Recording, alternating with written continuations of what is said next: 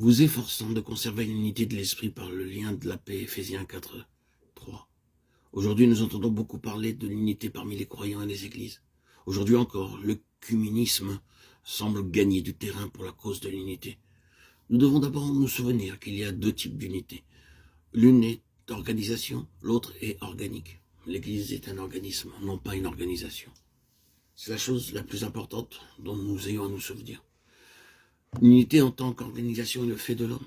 Pour illustrer cette unité, nous prendrons un syndicat. Le syndicat est formé par un rassemblement de quelques personnes. Ils s'unissent sur la base d'un accord et font un règlement.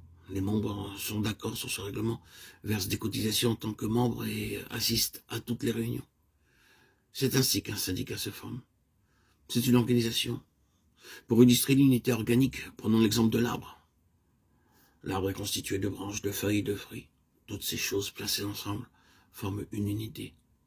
Cette union est formée non pas sur la base d'un règlement, d'une cotisation, mais cette unité est intérieure, parce que toutes ces choses partagent la même vie, alors qu'une organisation est imposée de l'extérieur. Selon Éphésiens 4.3, nous ne sommes pas appelés à former une unité, mais nous sommes appelés à garder l'unité. L'unité dont il est question dans Éphésiens 4.3 n'est pas basée sur une organisation. L'unité dont il est fait mention est l'unité spirituelle de chacun dans le corps de Christ. Ce que nous avons tous lorsque nous avons reçu Christ comme sauveur personnel. Cela signifie que c'est le Saint-Esprit qui fait l'unité et non pas un homme. Notre responsabilité est seulement de garder l'unité. Mais la triste chose aujourd'hui dans la chrétienté, c'est que les hommes essaient de faire l'unité. Ceux qui ne sont pas nés de nouveau, qui ne sont pas habités par le Saint-Esprit, vont ensemble dans ce qui est appelé mouvement. Ils déforment l'écriture et la vérité. De tels hommes ne peuvent produire qu'une organisation. L'Église de Dieu, elle, est une unité organique, constituée par le Saint-Esprit. L'unité du Saint-Esprit est fondée sur les unités mentionnées au verset 4 à 6. Un seul esprit, un seul Seigneur, un seul Dieu et Père. Le corps de Christ est composé d'individus qui ont été régénérés par le Saint-Esprit.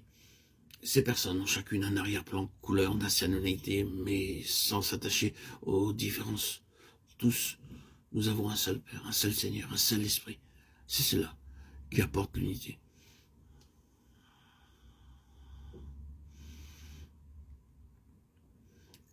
Nous ne sommes pas appelés à faire l'unité, mais à garder l'unité. Notre responsabilité est de marcher dignement dans la vocation, en gardant l'unité de l'esprit.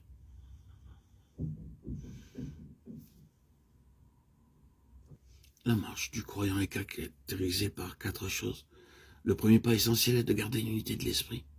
Paul exhorte les croyants à marcher en toute humilité. Éphésiens 4.2. L'humilité est une attitude de l'esprit. Tous ceux qui sont nés de nouveau sont un en Christ.